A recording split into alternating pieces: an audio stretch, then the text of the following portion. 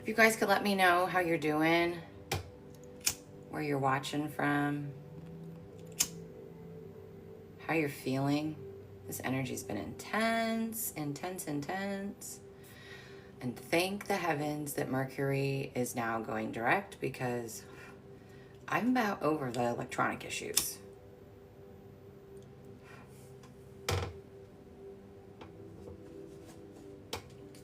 And communication issues. Anyone else? I'm good. I'm tired. I have been, you've had car problems. I've had troubles with communication and with people and just electronics with this Mercury retrograde, more than usual. I'm just really tired. I just started the process of submitting my third solo book to publishing houses that don't require agents. And then I spent most of today submitting agent query letters. I can't even communicate. I've been submitting query letters to agents so that I can get an agent for the bigger publishing houses. So it is such a labor of love to write a book, to get it published, even to self-publish, to create content. Like, anyone out here doing this work of trying to, share their light and help people, I'm in awe of how much work it takes us on behind the scenes to do the things that we do, to put out our content, to write books, to whatever. I just have a deep appreciation for myself because of that, Yeah, today Mercury stations direct. There's about 2 more weeks of what they call the shadow period. It's been so hectic. It has. It has been crazy.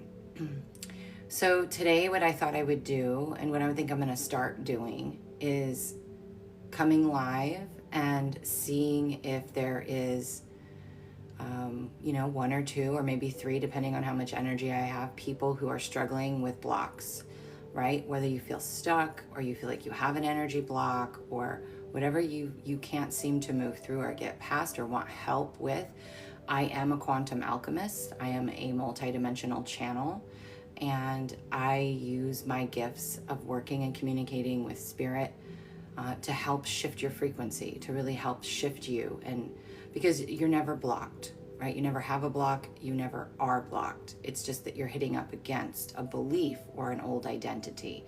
And so oftentimes when we can talk through it, when we can do whatever, I bring through whatever the guides have to say about it, where I might do frequency healing live on here. But I wanted to see where people are struggling and maybe pick 1 or 2 people to come on the live with me. You don't have to be in person. You can just be audio if you want, and have a little mini session to help move you through. This is something that I do in session. It's something I do in my Evolve membership. It's something I do in private mentorship.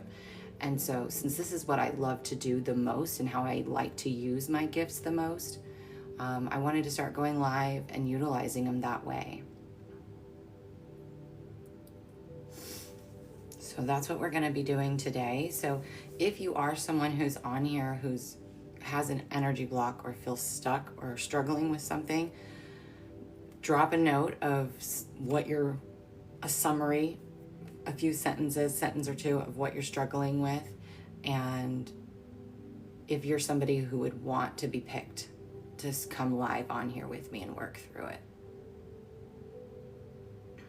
I am low energy today, you can tell in my voice, but sometimes I think we channel the best and we do the best work when we're tired, especially as a channel and a healer. So I'm going to give it a go today. And as I start channeling spirit for somebody, I'll usually get a boost of energy.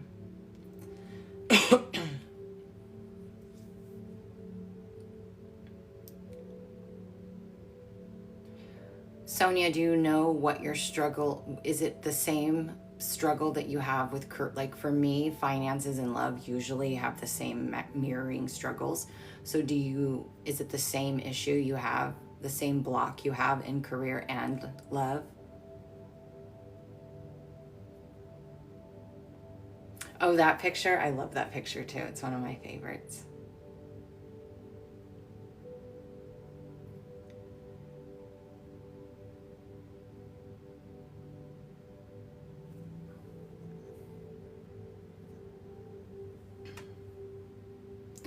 Sonia, do you want to come on live and tell me about what you're struggling with, and we can see what we can do to shift it?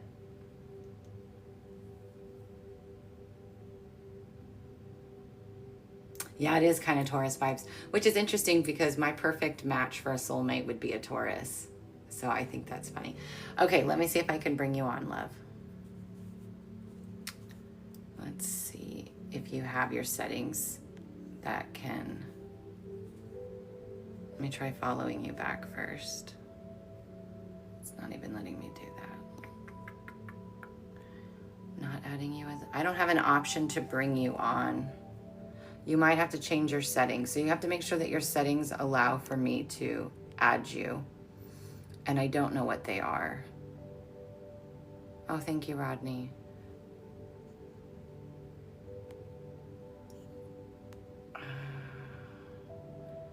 Let's see. Why can't I add you?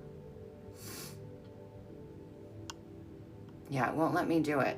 You can request to join if you'd like. See if you can request to join.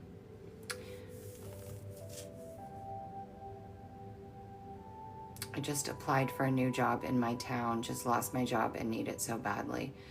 Sometimes when we lose a job, that is the biggest gift the universe can give us. So ask really reflect back. Have you been asking for more money? Have you been asking for something that's more fulfilling? Have you been wanting to do something that's more exciting or more aligned to your soul? Because if you have and you just haven't been making the moves or the risks to do that, then sometimes the universe steps in and removes it from you. But remember that rejection is redirection. So when something's been removed from you, it's because it's redirecting you. And so don't see it as a negative thing. If you can try to hold the perspective of everything happens for my benefit, you can say, I lost my job and it's for my benefit. I don't know how it's for my benefit yet, but please reveal it to me. Show me what's next, and ask yourself what lights you up, what makes you feel good. Because at the end of the day, it isn't about the dollar figure. I know a lot of people get stuck on that because I have to pay bills and I have to survive and I have to do all of these things. True, very valid human things. But if you're doing something that is selling your soul, draining your soul, not lighting you up, not your passion, not what you're meant here to do, those things can get removed from your life when you're ready for that next step.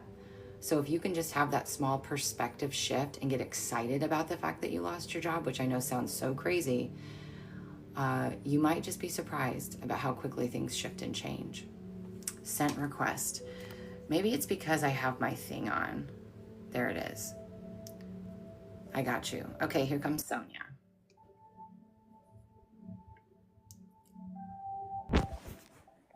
Hello, Sonia. Hi, can you hear me? I can. So tell me about what's going on with you.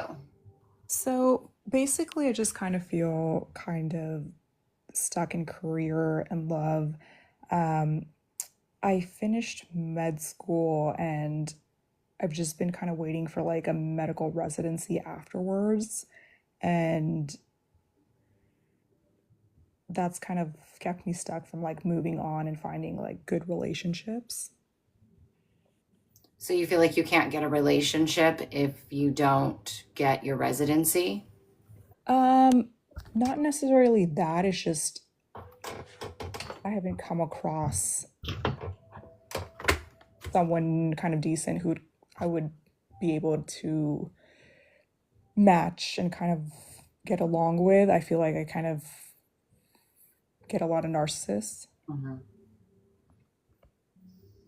Did you have a narcissist in your family growing up or someone who was one of your caregivers? Um, no, I don't think so. Okay. So why do you think you have any idea why you attract a narcissist in the first place? Well, I think beforehand, it's probably because I had low boundaries and kind of didn't even know what it was. And then after kind of dealing with someone, I kind of learned and saw the patterns. Yeah. So every time you attract another person that's narcissistic, what is your process? What do you do? Do you see the red flags right away and end it? Or what is your process when that happens? How do you treat yourself when that shows up for you? Oh, yeah, now I can immediately tell, and I'm just kind of close it and keep it moving. Okay, good. Have you gotten really clear about what it is that you are looking for and what the traits are and the values and qualities of the person that you want to call in? Yeah. Now, are you also embodied in those same values and qualities, meaning that's exactly who you are as well? I would think so, yes. Okay. Because that's usually the first thing is people say, I want this, this, and this, and this, but they're not treating themselves that way. They're not embodying those energies. So if you're doing those things and for whatever you're looking for, if you are treating yourself that way and you're embodied those things, then the space between now and when you call in that partner, that space is not a punishment. It's not because you're doing anything wrong. Sometimes it's divine timing. Sometimes it's you being in the right place at the right time. Um, Sometimes it's putting yourself out there. Let me sit with this for a second.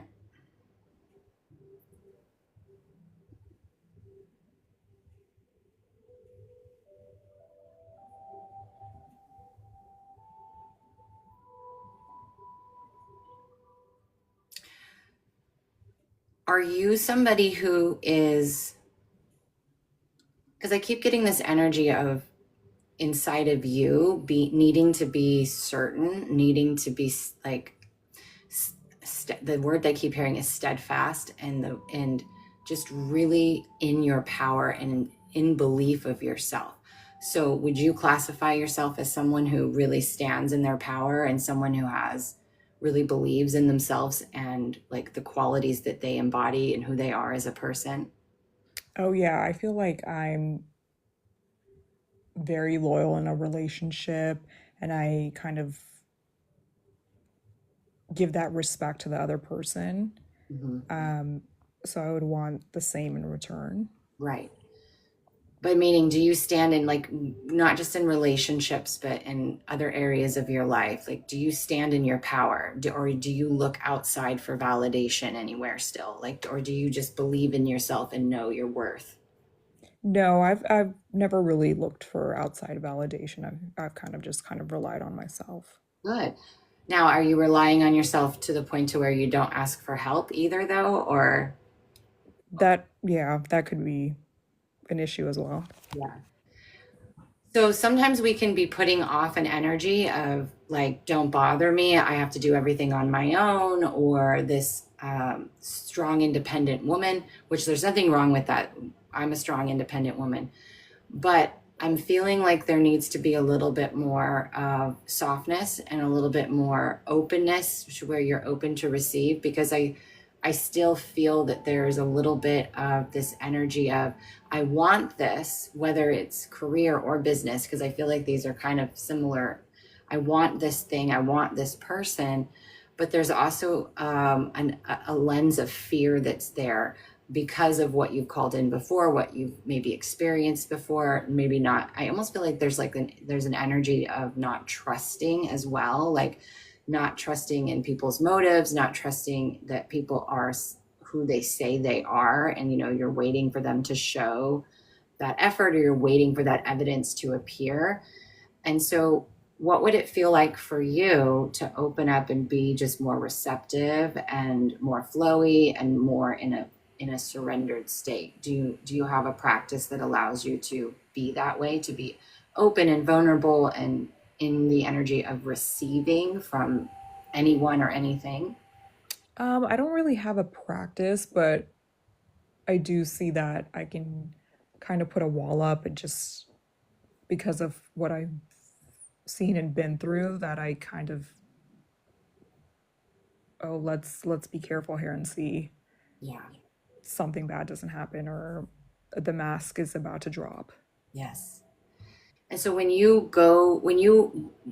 have that energy, and whether it's a relationship or a career thing or even a friendship, that energy is going to be mirrored back to you. So if you're not fully open and letting things be received by you and letting things move through you, then those things that are mirrored back to you are doing the same thing. Like they're not going to come towards you. They may kind of inch in and then pull back, and it's going to be like this in and out where it's like, God, why won't this thing fully come in? Or like you can feel it or sense it, or you might get close. And so it's about you recognizing in those moments when you feel that energy of you holding yourself back or putting up a wall or even space between you and that thing or that person, and asking yourself in that moment, what am I afraid of? And so that's why we started with, do you stand in your power? Do you believe in yourself? Because that is a key indicator. If you do, when you are somebody who lives in that energy, and we all have moments, so we're not meant to be perfect here, but when we live in that energy of power and belief in ourselves and knowing who ourselves is, we can be much more open and allow things to move through us. We don't take it personal. We don't see it as a reflection of our worth. We don't see how people's words or actions mean. They don't mean anything about us. They are a complete representation of that person. And so I would have you start there and really just start a process of recognizing as much as you can when you feel yourself holding back, when you feel like when you're putting up that space, and using self-inquiry and just saying, what am I afraid of? So when I'd ask you now, what are you afraid of? Like, what is the worst thing that could happen with your career and with love? So with career, I think the worst thing that could probably happen is I don't get the residency and I kind of have to like figure life all over again. And then relationship wise, kind of just not finding the right person and it doesn't work out. And And going through pain again, right? right, not even pain, or just, you know, if we have kids and then, having kids like in two homes, those kind of scenarios. Right. So what you're afraid of is the uncertainty of what could go wrong, you're afraid of loss. There's little key indicators there. Have you noticed where those things have shown up in your life in the past? Have you been able, or can you see a pattern of when something happened, meaning like I felt this way and then this happened, or I did this and then this happened? Have you been able to see your pattern Um, of like they're saying, give a better example. So like you get into you meet somebody, they have these qualities, you get into a relationship, these things happen, and then what happens in your life? You lose everything, or you start over again, and then you start that climb. And usually when people have those kind of fears, there's usually some type of cycle or pattern that keeps them in that phase of, if we enter into this, the ego mind goes through the algorithm of the past and it goes, hey, last time we did this, look at this long list of shit that happened mhm. that you should be afraid of. So I was curious if you're already aware of any of your patterns from the past. Yeah, I think relationship wise, just kind of going all in with one person Yeah. and then completely heartbroken after. And now it's just like, how do I get back to a point of like finding the right person and trusting? Yeah. Well, the person I want you to trust is you. And I don't want you to worry about trusting another person. When you trust you and your gut tells you something's not right here, it's not matching up, whatever it is, trust your gut. You don't need to know why. You don't need to ask them and have them explain. You don't need to do all of those things. You just have to trust your gut and what's right for you and honor that first and foremost. Because when we don't trust other people, it's really a reflection of us not trusting ourselves. And I learned this the hard way. And so it's a matter of going, see, I should have, I every time I got into a relationship with someone that I ended up it ending or something went wrong, there was always a knowing in the beginning or even a hint of it, like, this ain't right. But when we have these hopes or there's so many good things or there's so many whatever, we kind of ignore those little intuitive nudges. So your only job really is to trust you and what you feel is right. And that doesn't guarantee that the relationship's going to work out. But we also have to hold in our mind that relationships happen for a reason, a season, or a lifetime.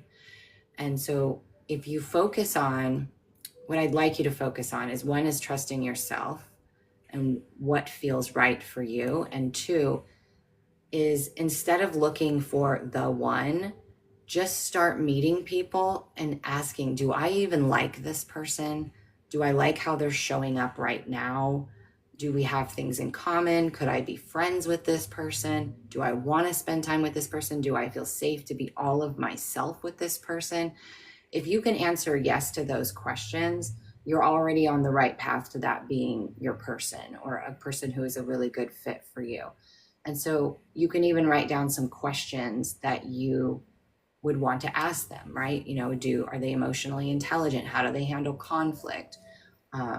What parents' attention do they crave the most? Like, these are little questions that will give you deep insight into somebody. But I want you to start there. So trusting yourself, and instead of looking for the one, just work on meeting people and getting to know people. And while you are 100% being as much of yourself as you can be, and seeing if that person is anybody you would even want to have in your life as a friend, let alone someone else. And just enjoy those moments. Enjoy getting to know people. Enjoy that process. And that will make you more open and receptive, more inviting. It'll allow others to lean into you and share more. And I feel like you're going to enjoy the process so much more, because like it feels almost like your energy feels almost like it's an exhausting process to find the one or your Hmm. person. And so if you take that pressure off of yourself and you just say, you know what, I'm going to go out, I'm going to meet people. If you're using a dating app, same thing. I'm just meeting somebody. I'm just getting to know them to see if I even would want to be friends with this person, let alone let them date me, because that's the thing. Let them date you. Like, you are the prize. Your time is valuable. And so you're like, let me just go out, meet some people and enjoy their company and enjoy that time and see. So if you can take that kind of approach, I feel like it will change the energy around dating for you, and it will change who you call in. Does that make sense? Yes. Okay. How do you feel about that? Um, when you kind of go into it with that kind of mindset, it kind of feels like less pressure and not as taxing. Yes. And some of the best dates I've had is when I have no attachment to it working out, where I'm like, hey, I'm just going to meet somebody and I'm going to have a good time. They don't have to have a good time, but I'm going to have a good time. I'm going to enjoy myself. I'm going to share who I am. I'm going to laugh. I'm going to be my quirky self. And I'm just going to have good banter and let things naturally come up. And those have been some of the most amazing dates. And a lot of those, even though they weren't my person, I have stayed in contact with, or, acquaintances with, or made even friends with. And it's just really been helpful for me. So I would love if you would kind of work on that mindset and try that approach, and see where it gets you. Because when you do that, that means you're like, I'm confident. I know who I am. I'm happy with who I am. I'm happy with my life. And I am just out here meeting people. And if I meet the one, perfect. If not, maybe I'll meet some good friends. Maybe those friends will have people that lead me to the right one. And just enjoy the process of getting to know people and dating. Hmm. I think that will be very helpful for you. Right. Um, what is your fear around residency? Um, so basically, I'm a few points off from getting the score that I need to kind of sit for the real exam, and that's been kind of like the tough spot for me, where I've been stuck. So that's caused a lot of anxiety for me. So the word I heard when you said that in my head was self-sabotage. Almost like what I want to ask you is like, what do you fear is going to happen when you get your residency? Because I feel like there's a part of you that's holding you back and not allowing you to move into that. Um, Maybe a fear of not being able to succeed or do well in there. Is it scary? Does the thought of you becoming a resident scare you, or having a residency scare you, or does it excite you, or both? I would say both. Okay. So we know that's your right path because that's the two ingredients. It needs to scare you and also excite you. Hmm. But what if you took the pressure? Let's just, because I feel like both of these have the same thing in common, pressure. You are putting a lot of pressure on yourself. You have set a very high standard or high expectation for yourself. And so what if you released that pressure and said, it's not a do or die if I don't get into this. I would love it and I'm going to give it my all and I'm going to take the, test or exam or whatever you have to do again. But it's because I'm excited about this and it's going to happen. And you worked on, they're showing me like as you lay down to go to bed, like just visualizing how excited you're going to be to know that you passed, to know that you've got in. Like what would you do to celebrate yourself if you passed and were able to get into your residency? What would you do for yourself? How excited would you be? Can you lay down at night as you close your eyes and kind of smile and just visualize what it would look like when that happens, and get more in the energy of it's already done, I've already passed, I'm already going to start my residency, and instead of focusing on that pressure, because every time that pressure comes in, I want you to feel where it is in your body. So is it in your shoulders and is it in your neck and back? Where does it live in your body when you feel that pressure of I've got to pass this, I have to get in here? I think in my stomach, just like kind of like tightens up. Tightens up. Okay. So when you notice that feeling, I want you to sit with that feeling and just label every sensation you can. It's tight, it's big, it vibrates, it swirls, I feel nauseated. I want you to just list off all the sensations that comes with that feeling. And I want you to take a deep breath. And then I want you to say, oh my God, what if it goes right? What if I pass this time? What if I get it my residency? What am I going to do to celebrate? Like, I want you to sit with the feeling and then I want you to change the narrative immediately. Because I feel like there is a version of you that is so afraid of success, but success in the form of loss. Like, if we get this, what if we get this and then we lose it? What if we get this and then we make a fool out of ourselves? What if we get this and we fail? And so it keeps coming back to, they keep bringing me back to this energy of you, like you just raised the bar on yourself because you're smart, you're intuitive, you're a high achiever, like you know your potential and there's nothing wrong with that. But you've got to give yourself a break. You got to lower the pressure because you have to allow yourself to be carried into this energy. You need to allow yourself to believe that it's going to go right. And when it doesn't, not beat yourself up. Be like, okay, they make me feel like, do you not know what questions you're missing?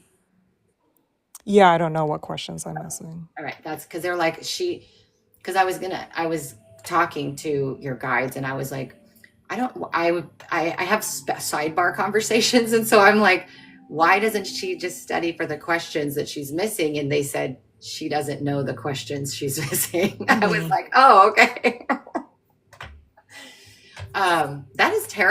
That's terrible that they don't tell you that. That would be really helpful, wouldn't it?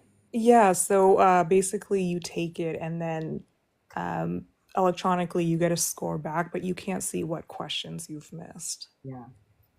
Are you sensing when you are going through questions that you have a little bit of um, doubt or you're second guessing, like you go to put one answer and then you change it to another? Do you find yourself doing that on I the, have done that for a few, yeah. yeah.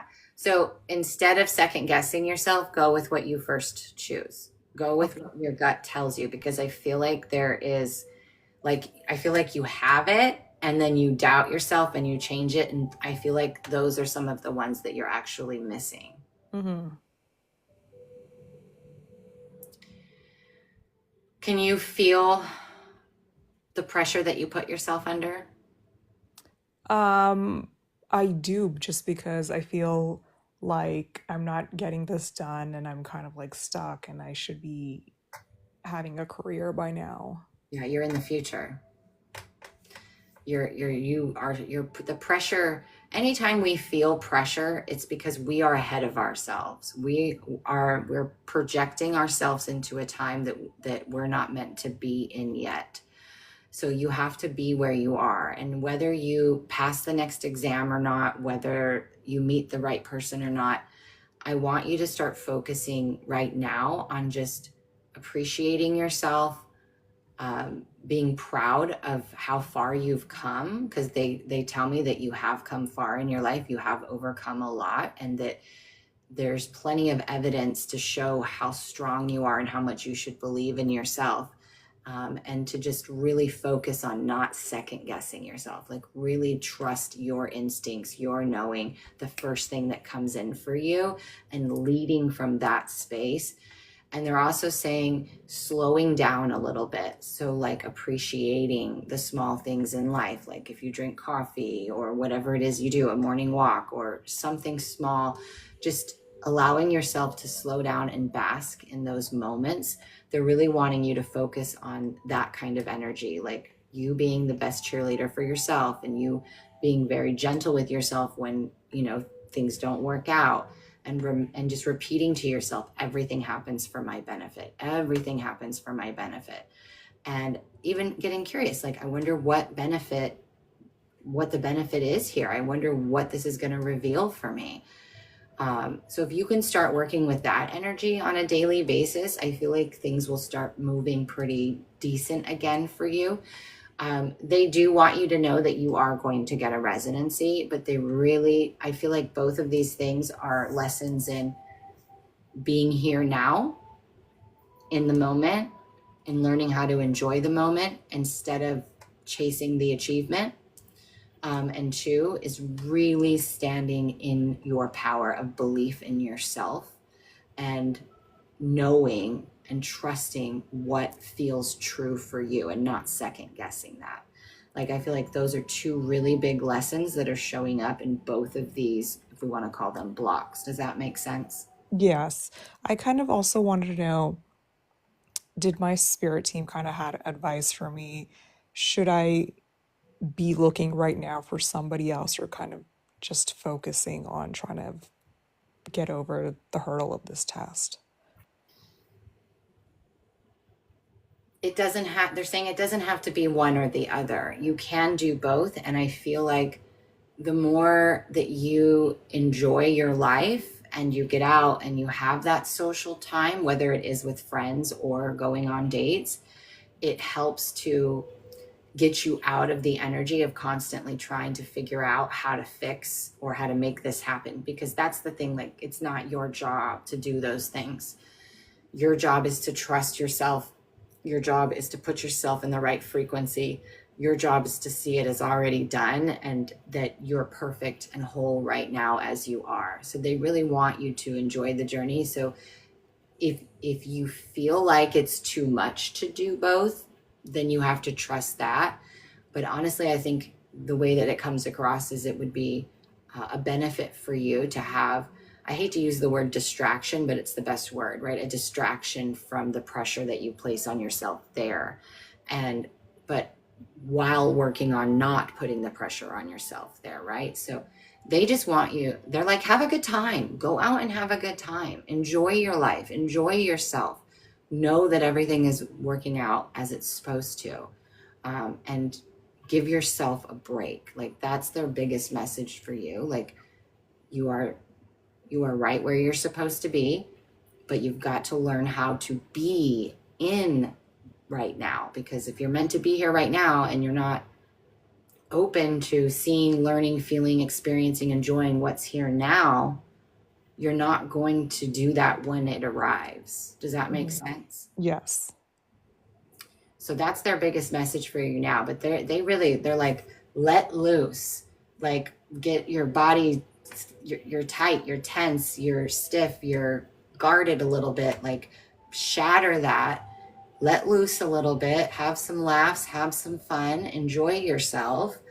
And while at the same time, keep reprogramming yourself that this is done. I may not know the day I'm going to pass the test or get the residency, but I know it's going to happen. I know it's done.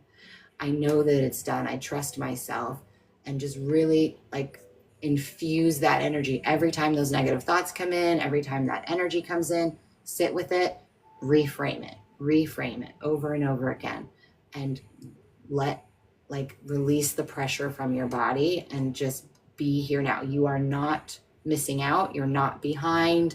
You're not doing anything wrong.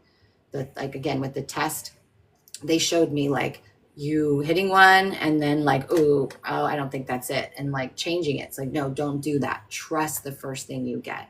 Trust it. Believe in you, and take that approach with everything that you do. Mm-hmm.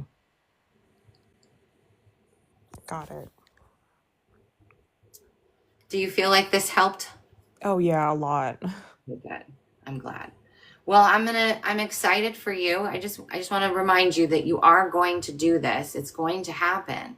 In the meantime, go enjoy your life. Have a good time, meet people, slow down, and really start to look around, because you're supposed to be here now for a reason. You're not there yet. So stop putting all your energy there and just know that that's done. That version of you exists. The version of you that's in a healthy relationship, the version of you that has the residency, they're already there. They already exist. And the more you can let go and allow, the more you're going to align with that version of you, and things will start to move faster again. Okay? I understand. Thank you so much for your help. You're so welcome. I hope you have a great day, and thanks for coming on. You too. Bye. Bye. There we go. Okay, so that's an example of what I am going to be doing when I come live from this point on, is really wanting to work with you guys, and help you work through your blocks or where you feel like you're stuck in life. And it's not going to be as in-depth, or maybe not even as impactful, I don't know, as if you were to be in a session, but we just have to open the space up. And if you come with an open heart and a vulnerable state and share, I'm going to do the same, and hopefully we can help you shift. And so that's my goal right now. So does anybody else have something that they feel that they're stuck in or blocked by, that they would like to come on and receive some help moving through?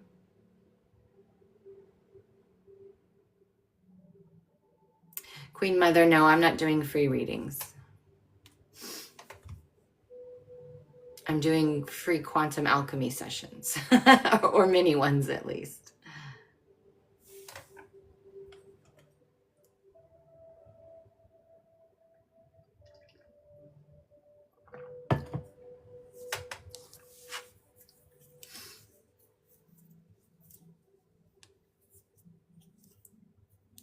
I'm not doing readings. I'm not going to be doing free readings pretty much.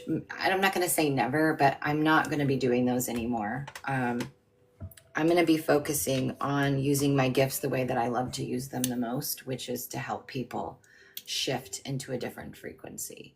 So your guides still show up. There's guidance that still comes through that's channeled.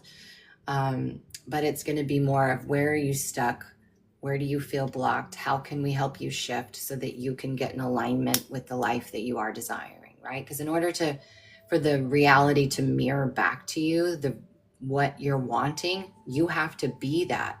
So we have to see where you're out of alignment, where you're not being that, what limiting beliefs are showing up that you feel like are a block or stopping it.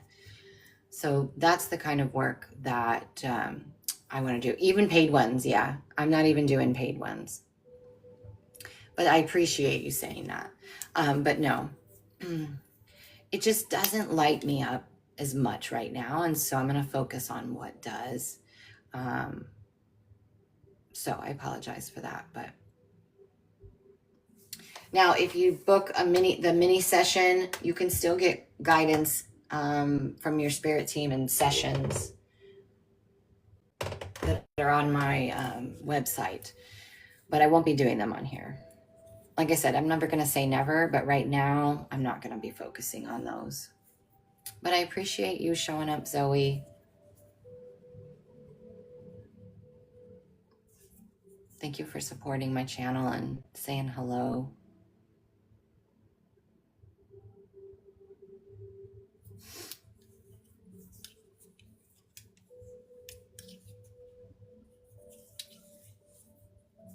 And I feel like these are going to be way more impactful because so many people are struggling with the same things. And for those who show up and come on here and work through their block or stuck energy with me, like your story, the guidance that comes through for you, your vulnerability, that's going to help so many other people who maybe who aren't ready to be seen or heard yet, who aren't ready to do what you're doing by asking for that assistance. I am not doing any free readings or paid readings today. We're switching gears and really focusing on quantum alchemy. So focusing on where you're stuck or feeling blocked to help you be the change you want to see, to create the reality that you are desiring, right? So whatever it is that you're wanting, you have to make sure you're embodying that equal energy inside of you, because the world is a mirror. It can't reflect anything back to you that you are not.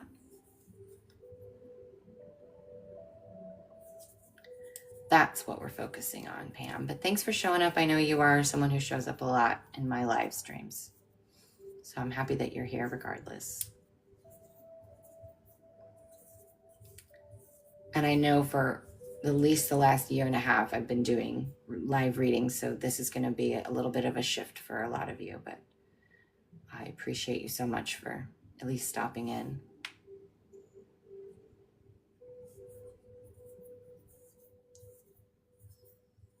But most of the time when we feel stuck,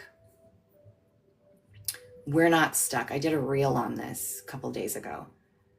It's that there's a limiting belief that's stuck, that it's like it works as a wall. And so you're like, go, go, go. I want this. I want this. I want this. And the thing that you want's on the other side, but you come head to head with a belief that maybe you haven't quite realized or seen in the way that you need to. And so you feel like, I can't move forward. Nothing's moving. Nothing's moving.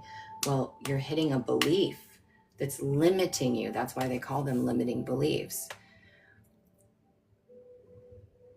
And so sometimes just through me asking you questions, sometimes just about us talking about things, talking them through, working through it, we can find what that belief is. We can find the pattern of what's showing up.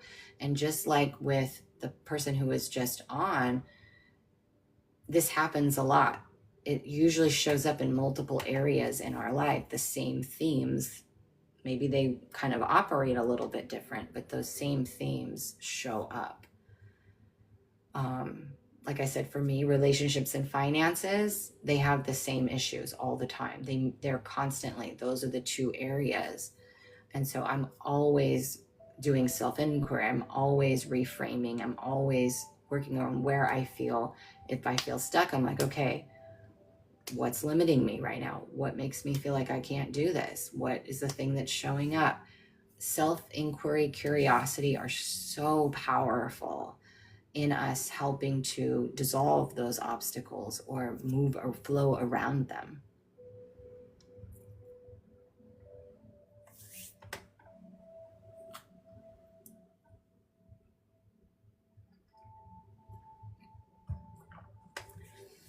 And if it helps, maybe I will set up a live schedule where I say, these days at these times, I'm going to go live for these sessions.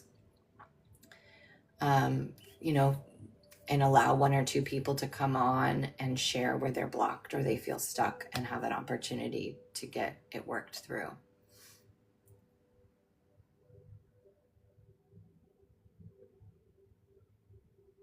So we'll give it a few more minutes and see if we get any more beautiful souls to join who may have something they want to work through. And then we will just try again another day and we'll just keep going for it. That's what we got to do.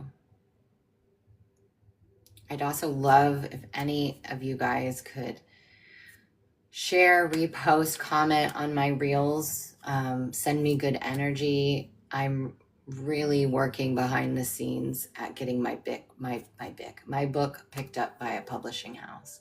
It's going to happen. I will be a published author again. This third book is going to get a book deal, but I'm going to keep putting it out there. Keep putting it out there.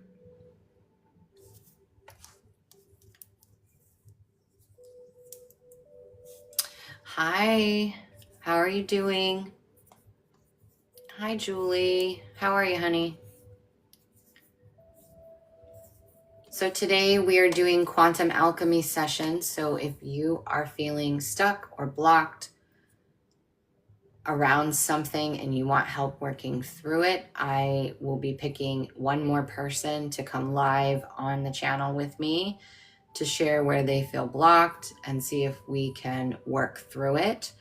And get you back into the flow, get your frequency shifted, get your perspective shifted, and get you in movement again. And these are the type of lives that I'm going to be doing, at least for right now, moving forward.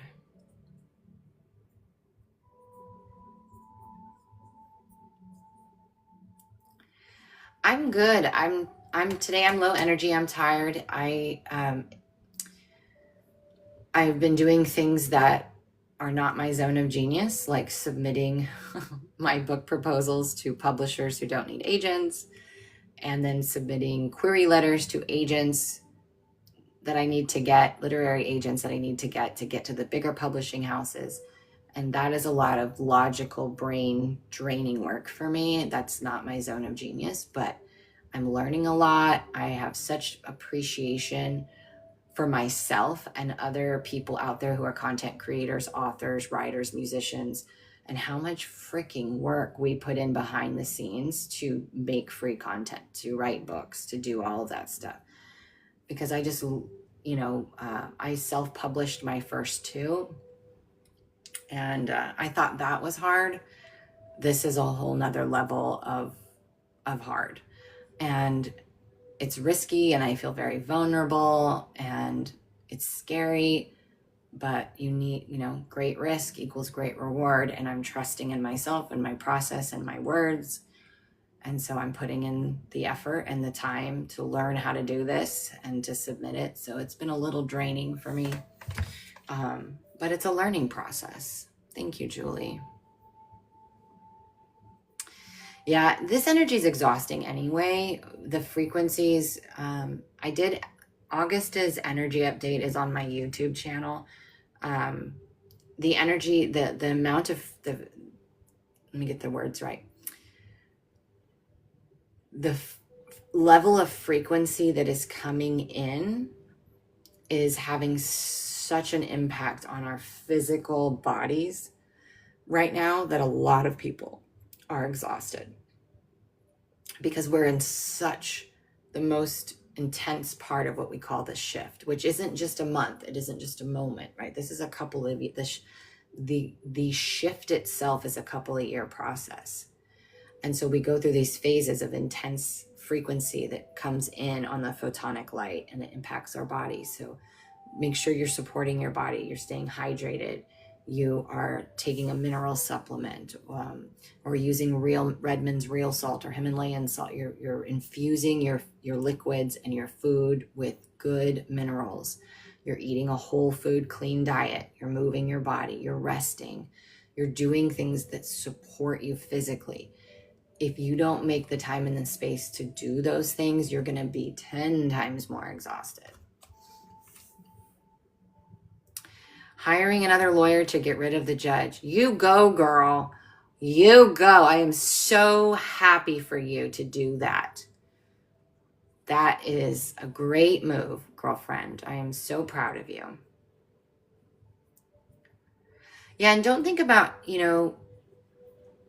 there's so many things that can be resources that aren't expensive, listening to frequency music on YouTube as you sleep to help you release, taking an extra couple of minutes in the shower or bath, taking your time to oil your body or put lotion on and brush your hair, just slowing down and giving yourself a lot of grace, eating the cleanest that you possibly can eat.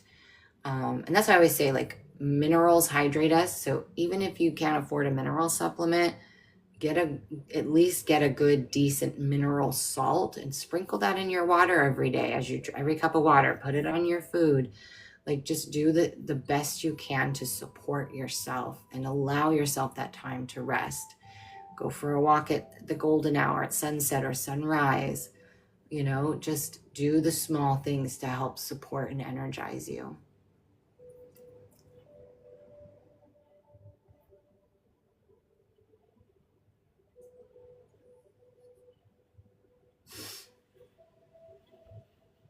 But would it be helpful for you guys if I posted, days and times that I'm going to permanently go live for a few weeks and do these types of sessions live?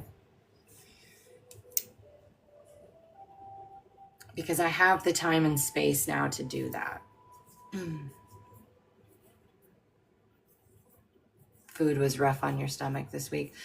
That can happen if you are digesting a lot of emotions right now, and especially this past week where we've had intense photonic light coming in, very high frequencies coming in.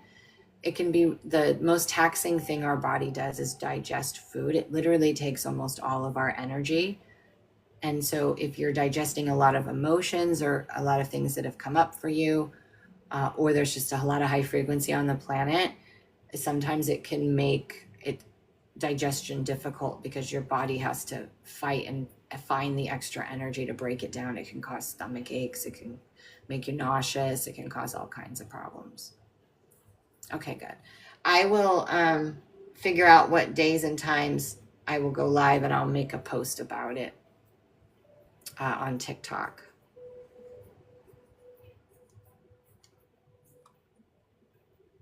And I'll pick 1 or 2 days a week where I'll come on for an hour or two and we'll do quantum alchemy sessions.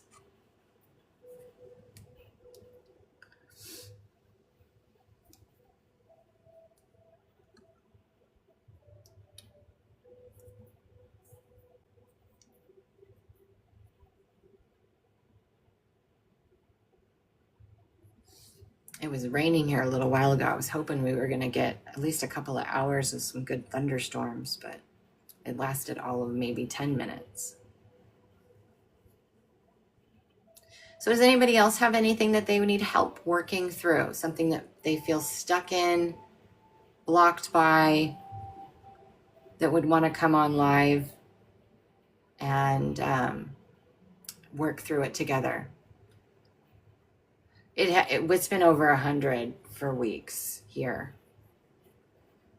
They keep saying we're going to have a cool down, but I haven't seen it. Where are you at, bringer of the light, that you've been waiting for rain?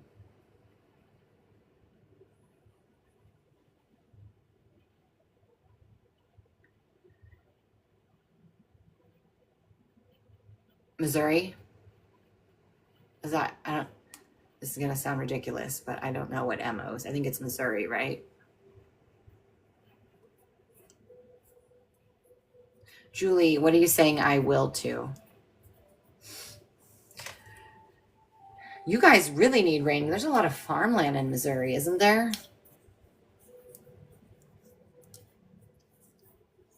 Oh, come live. Okay, I will bring you on and we'll see what you want to work through.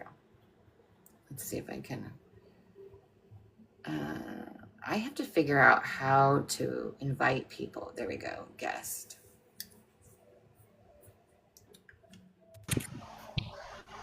Hey. Hello, darling.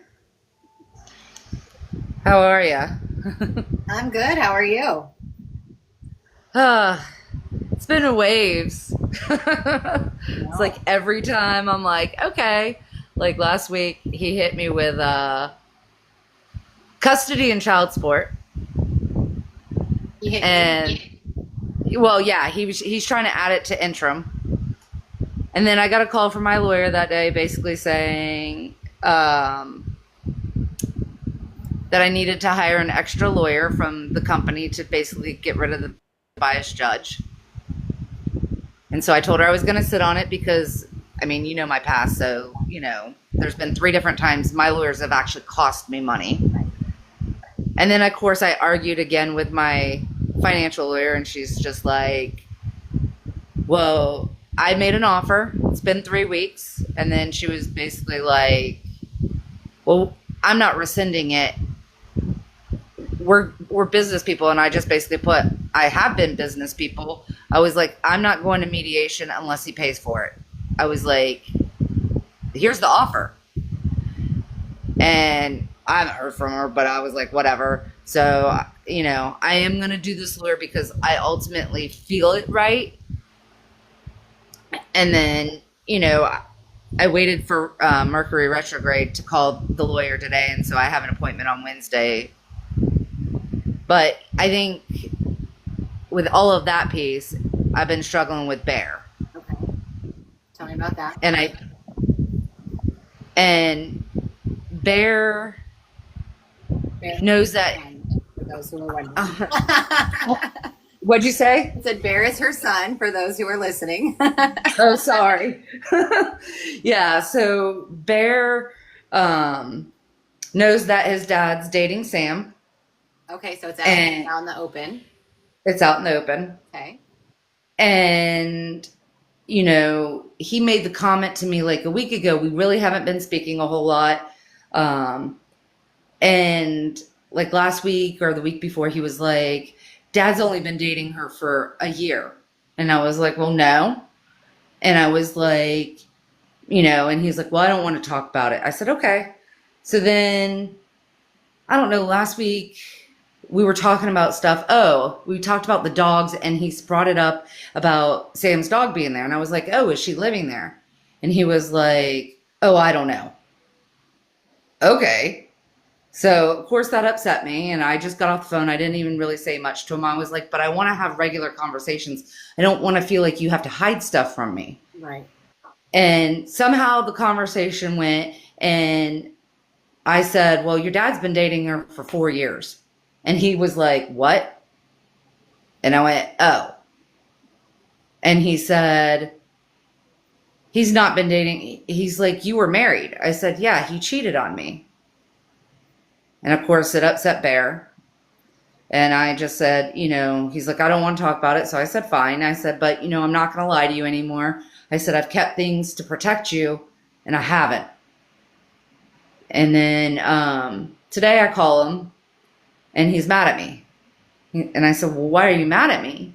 And he's like, because you said that Dad cheated on you with Sam. She would have been like 21. That's disgusting. And I'm like, Bear?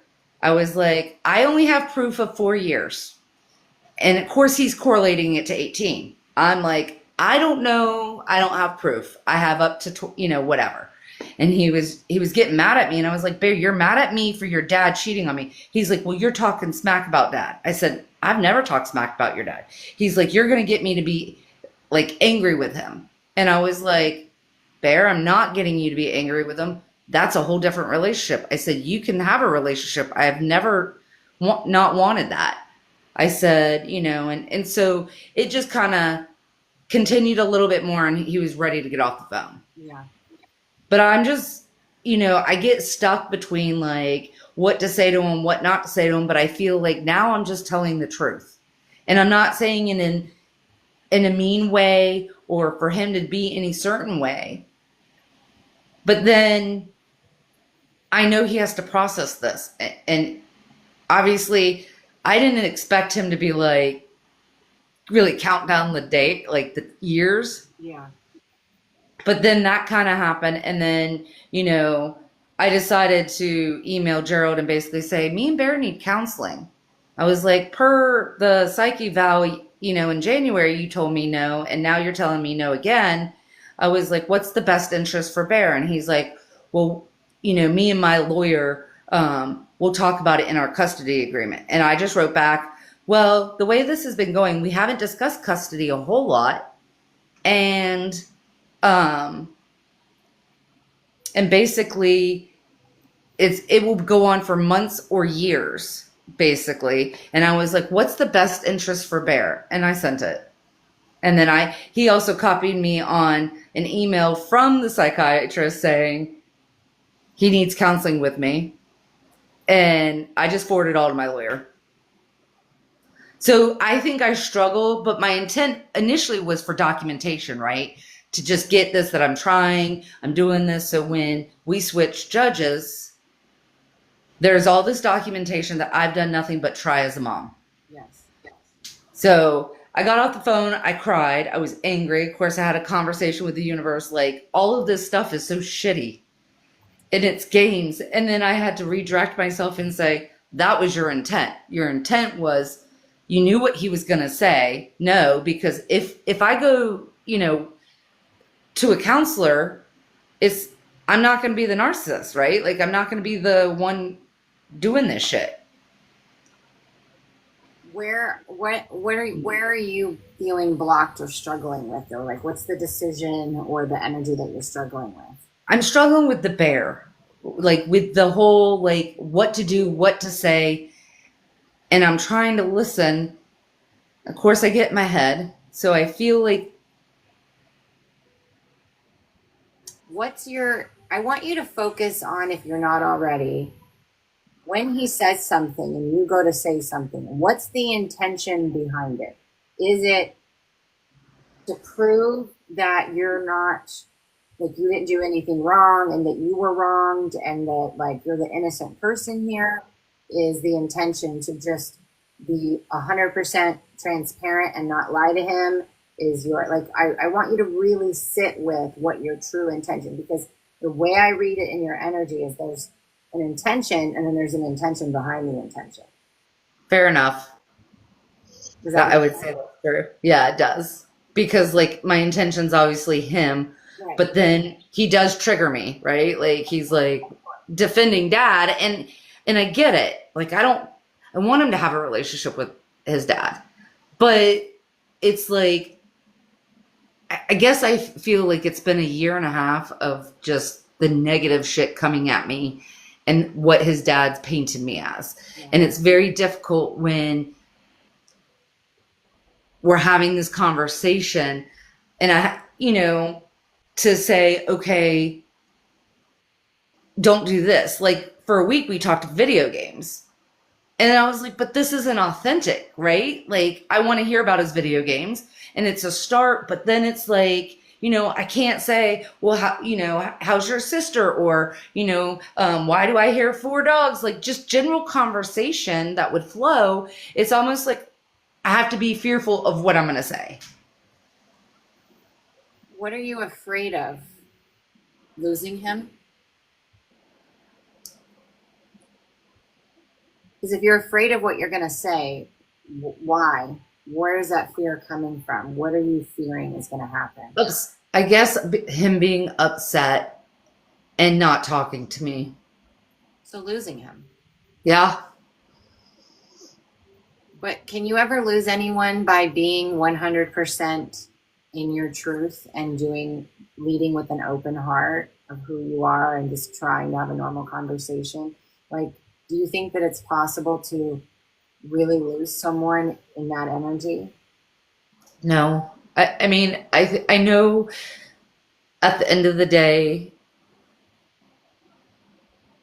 if I answer his questions, whatever he says, that's my truth. And then just understanding there might be times where we just don't speak. And that's really hard. And I wouldn't volunteer information either. And I don't remember if you said you were or not, but I wouldn't volunteer information about your divorce, about the custody, about the affair, about anything like that.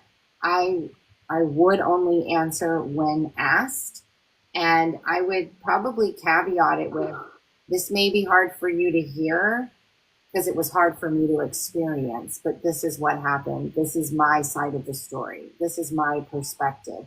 Using that kind of terminology and saying it in that way, like starting it with like, I can answer that, but I want you to know that it may be hard to hear because it sure as heck was hard for me to experience. And this is my side of the story. This is my perspective of what happened. And then lead and then say your truth. Don't over explain yourself. Just say whatever it is and let them have more questions. And you can't control what your ex does or says to your kids.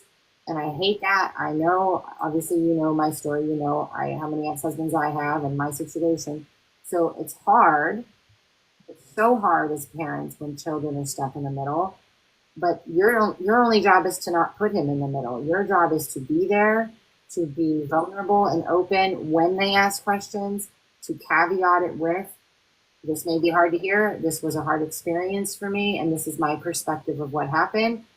Short and sweet what it was. Don't over explain. Don't exaggerate the details. Don't get too emotional about it. Just cut and dry and let them feel like it's a safe place to come and have their questions answered without feeling like they have to choose a side. You see where I'm going with this? Oh, I do. And I think that's really beautiful. It's definitely what I needed to hear because I get stuck. Like we were in this conversation because I have said, don't give him anything unless he asks. And so I said, well, Bear, you got mad at me when we stopped talking. And I said, you already knew about Sam because you're the one that brought her up. Yeah. And he's like, well, I didn't really know. I said, I don't think you really knew. I said, but deep down, you kind of knew something. And he did admit, like, he doesn't like this. I know he hasn't said it to his dad, but that came out today. And then I was like, and you also talked about money. I said, these are inappropriate things that I won't have a discussion. I said, Bear, I don't have money. I said, my bed's on the floor. You know that. He's like, well, you get your nails done. And I was like, no, I haven't had them done for months. Yeah. And he was like, well, prove it to me. Send me a picture. And I was like, I'm not sending you a picture. I said, the last time we were together, I didn't have my nails done. Yeah. And it caught me because it was like, prove it.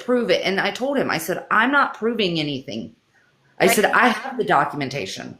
But okay, let's stop there because this is an interesting mirror for you. Because our children are our closest relationships, especially when we have children. They are mirrors of things that we cannot see within ourselves. And even when you and I worked together in private mentorship, like you had a lot of energy of needing to prove, and not all of that was, I'm going to say, like your fault or your doing. You were up against things where you felt like you had to prove, right? Especially when there's lawyers involved and judges and all this shit that's happening. And so I want you to start focusing on and telling yourself, I have nothing to prove. I know what happened from my perspective. I know what I felt. I know what I saw. I know what I experienced. I'm not going to defend myself because when I only defend what I doubt. And I know this was my experience and this is how I know I felt. And his experience can be different. His perspective gets to be different. But nobody will ever take away my truth. I don't need to prove to somebody else that it happened in order for it to be validated. You get to validate your own experience. And so when you constantly feel like you have to prove that something happened or prove that you're right or prove that you're deserving, you're just going to get more energy of things to prove. You understand what I'm saying? That makes a lot of sense. And I kind of felt like he was. You have to start knowing.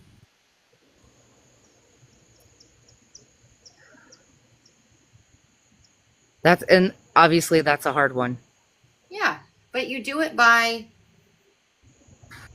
every time that comes up. Like go back to the work that we've already done. Every time that story comes up, every time that energy comes up, when you feel like, in fact, I want you to just start noticing every time you feel the energy to defend yourself or prove something happened or prove yourself, I want you to stop.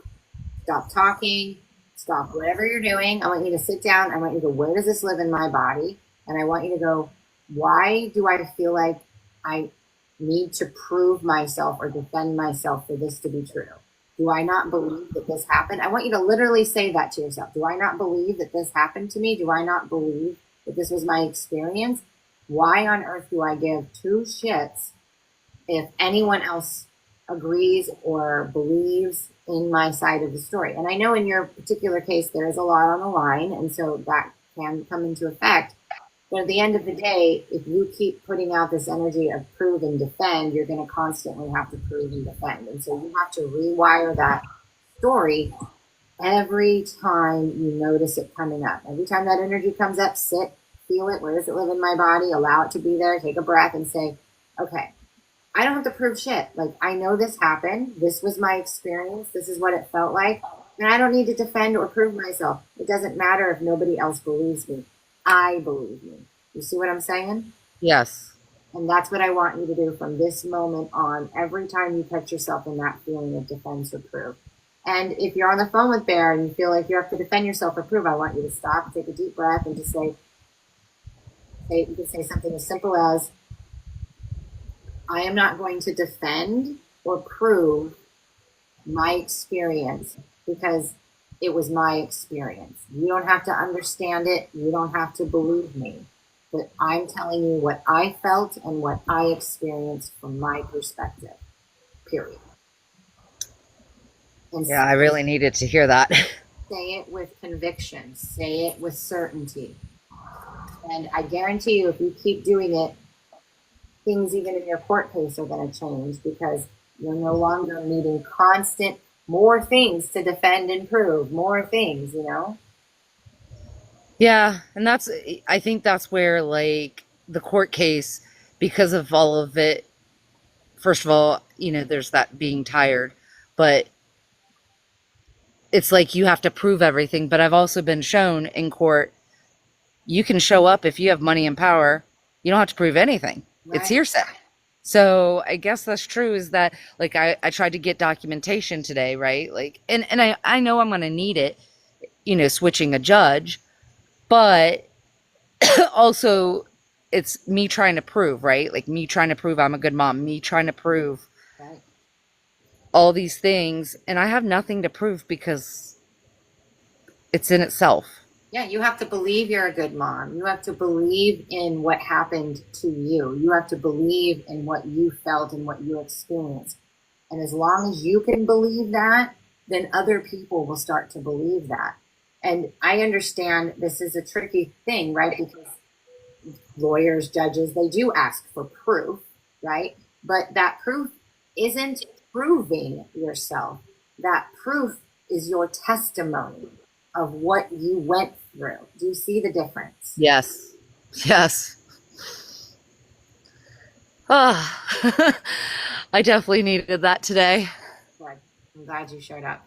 So start working with that energy. If you are okay and you give me your permission, I will post this live to YouTube so you can go back and listen to it. If you need. Yeah, absolutely. Yeah, because I like my re-listening kind of. Yeah. I need that kind of kick in the butt and be like, hey, what are you doing? Listen, I said it the other day in one of my reels, a lot of time what I post on social media is for me. They always say your social media is for you. When I'm struggling, I go back and listen through my own channel because I'm like, I know I got something in here I've already told somebody or myself that I need to hear again. So let me just go back and listen to my own voice.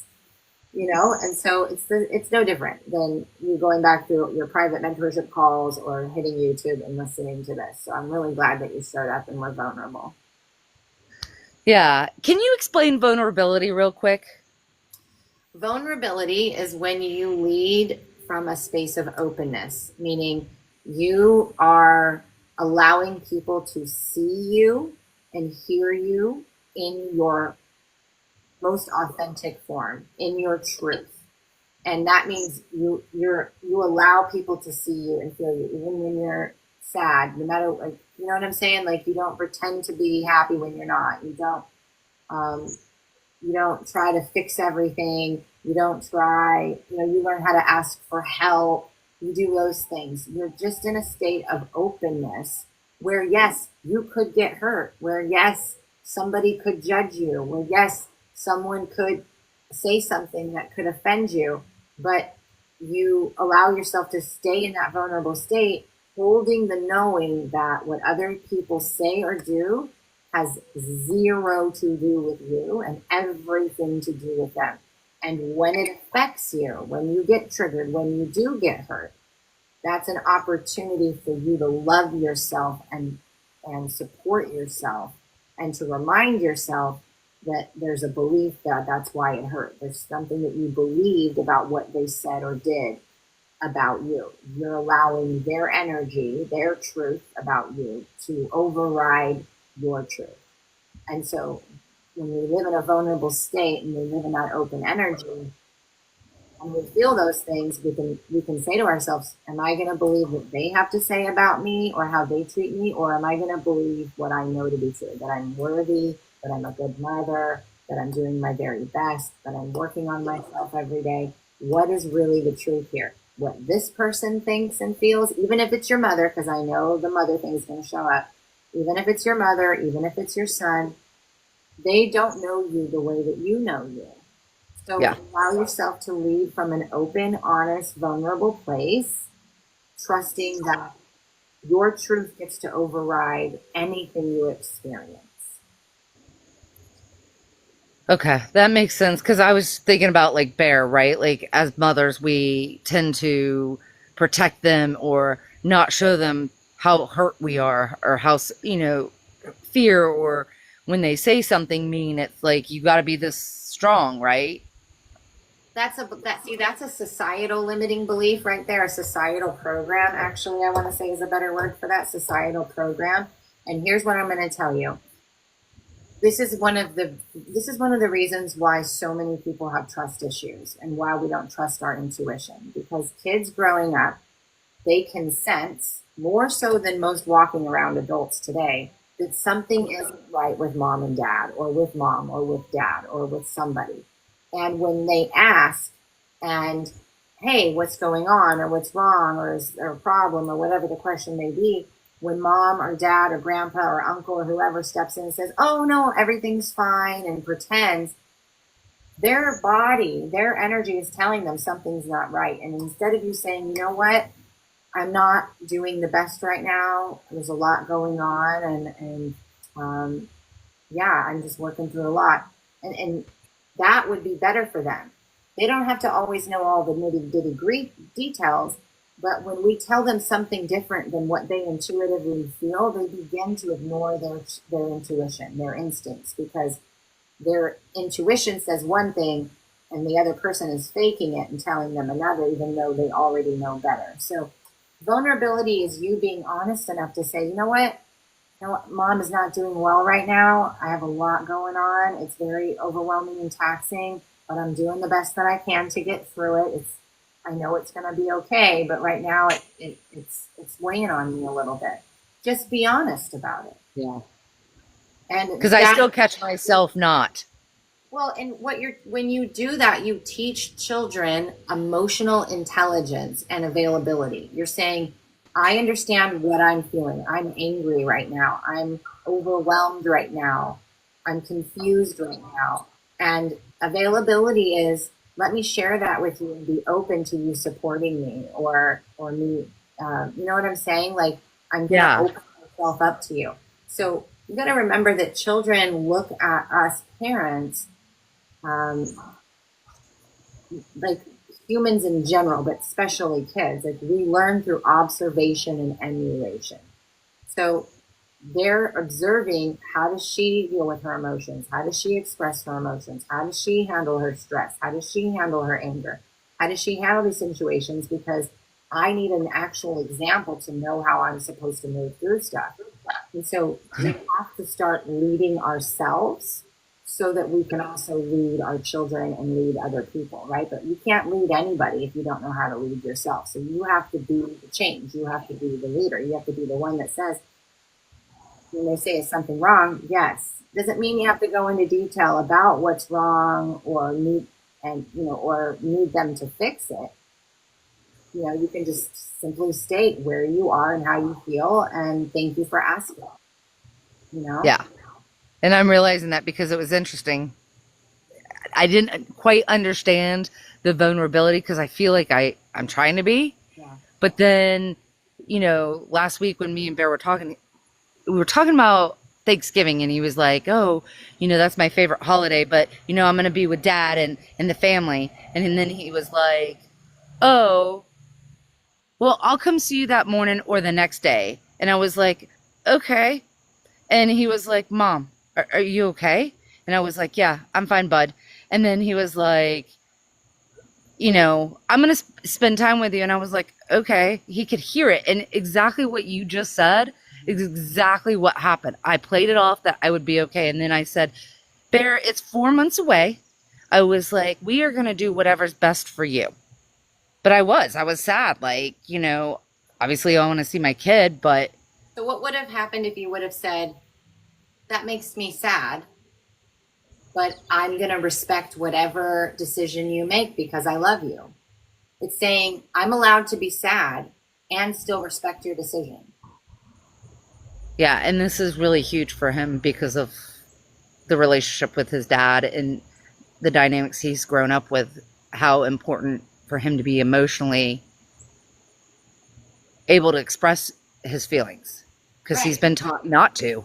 Yeah, and so wouldn't it be awesome if you were that space where he could go to trust that you were going to be honest about your feelings, and even though you're sad or angry or disappointed, you still are respecting his decisions and saying, yes, that makes me sad, but I also want to respect your decision, and you're not responsible for my emotions, but yeah, that does make me sad.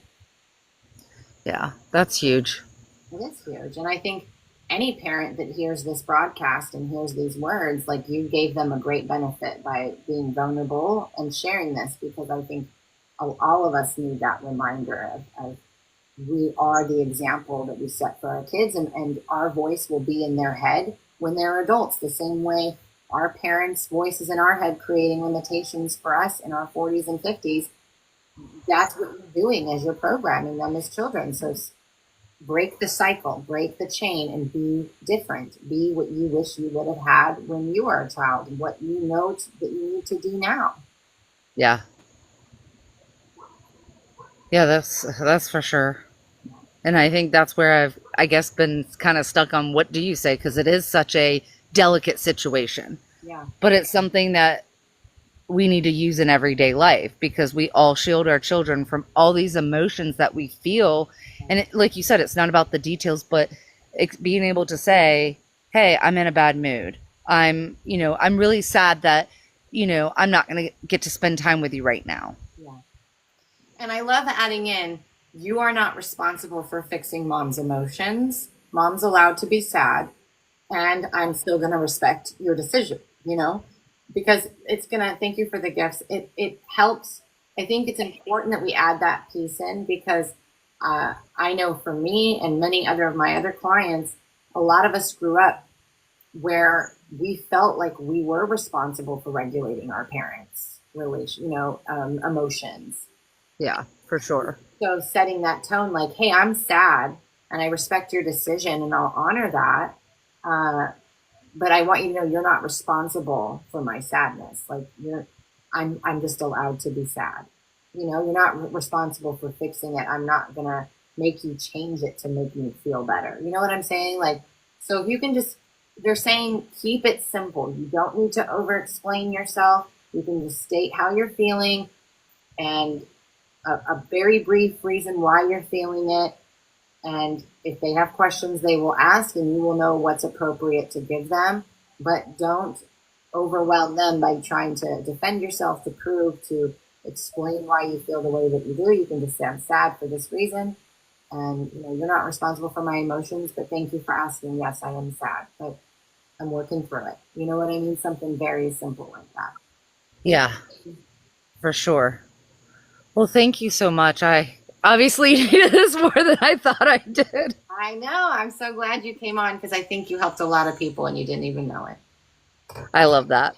Yay. All right, my love. We'll keep in touch. All right, I will, honey. Okay. I love you. Love you too. Bye. Hey, Jason. So, for those of you who are just hopping on, this is the new thing that I'll be doing when I'm live is doing these quantum alchemy sessions, trying to do, 2 to 3 on a live and just being of service and seeing how I can help you shift your frequency, shift your perspective, shift the block to get you moving again in the direction to which you want to go. You're very welcome. Oh, I love that. Thank you for cheering Julie on. So that's what we're going to do from now on. So I will figure out what days and times that I want to go live, at least for the next few weeks. And I will do a post on my TikTok. So make sure that you have it to where you get notified when I go live, notified of my video reels. So if you interact with my videos, you'll start to see more of them. That way you can be in the knowing. If you're on my email list, on Wednesday, I send out a weekly email every Wednesday, and I can put that schedule in there as well. Plus you'll know all the happenings and get a nice email with some juicy, good content. Thank you so much, Bringer of the Light.